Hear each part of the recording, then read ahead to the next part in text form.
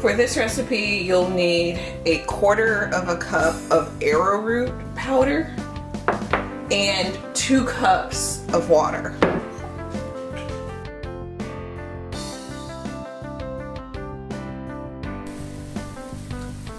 Mix the water and arrowroot in a small saucepan.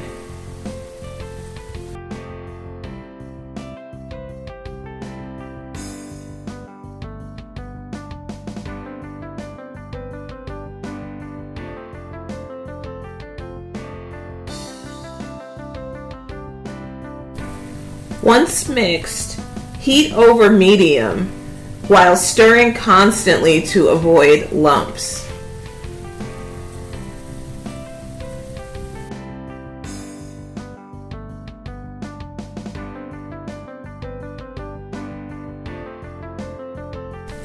You'll heat and stir the mixture until it has the consistency of eggs.